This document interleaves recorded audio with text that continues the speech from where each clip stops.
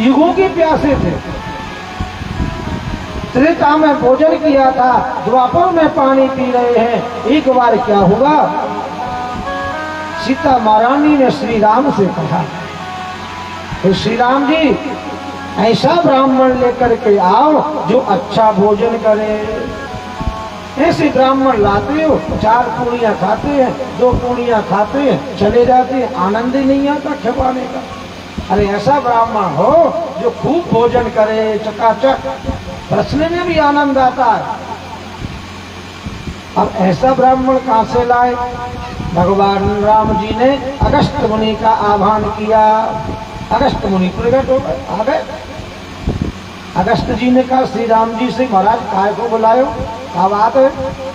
भगवान श्री राम ने कहा, आपको सीता ने आमंत्रित किया है भोजन करने के लिए, जरा कुछ अपनी महिमा दिखा देना। अगस्त जी समझ गए, जाकर के बैठ गए भोजन के लिए। सीता जी ने थाली लगाई, भोजन करने लगे। अब जैसे ही थाली लगा के और रसोई घर में गई कि जी 2 पूड़ी खाएंगे, तब तक दूसरे काम कर लो। रसोई घर में पहुंच नहीं पाई, आवाज आने लगी, सीते पूड़ी तो लाओ। सीता जी तुम पूड़ी लेकर के आई, खुद रखी। अब तो महाराज जागत कर दी अगस्त मुनि ने कि सीता महारानी परस परस के परेशान है। अकेली सीता है, परस है कि बनाए, क्या करे? अगर परसने वाला कोई दूसरा है तो पूड़ियां बनाने वाला अच्छे से पूड़ी बना लेगा, पर परसना भी उसी को है। सीता महारानी परेशान हो गई। सीता महारानी ने ध्यान दिया, हे गणेश जी महाराज आप पधारें, हलवाई बन के आ जाएं, अपनी पूड़ी बेलने वाली रिद्धि सिद्धियों को भी ले आए। गणेश जी आ गए। गणेश जी कढ़ाई पे बैठ गए, रिद्धि सिद्धि पूड़ियां बेलने लगी। अब 2 पूड़ी बेलने वाली आ गई। हलवाई जी आ गए, गणेश जी। लक्ष्मी स्वरूप सीता परसने लगी।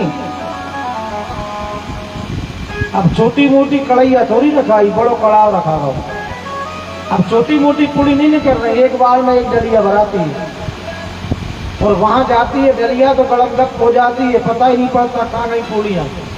सीता परस परस के हार गई, पसीना पहुंचने लगी। सीता महारानी सोचती है ब्राह्मण है, आपको पेट है कि कोट है, कहाँ बात है? सीता महारानी पहुंची और ब्राह्मण देवता से कहा, महाराज आधा भोजन हो जाता है तो पानी पी लेना चाहिए। आधे भोजन में थोड़ा सा पानी पीना चाहिए। अगस्त मुनि कहने लगे, देवी चिंता ना करो, जब आधा भोजन हो जाएगा तो पानी पी लेंगे। जय श्री राम। मतलब अभी आधा भोजन भी नहीं हुआ, खा खा के महाराज पिंडा खाली कर रहे, परेशान है गई सीता महारानी। राम जी के पास में पहुंची और राम जी से कहा कि महाराज आप कैसा ब्राह्मण लाए हैं, इसका तो पेट ही नहीं भरता है। राम जी ने कहा, आपने ही तो कहा था कि ऐसा ब्राह्मण लेके आओ जो अच्छा भोजन करता हो। ज्यादा ब्राह्मण तो है नहीं, एक ब्राह्मण है, एक ब्राह्मण का तुम पेट नहीं भर पा रही हो, संतुष्ट करके भोजन नहीं करा पाती हो। सीता परेशान हो गई।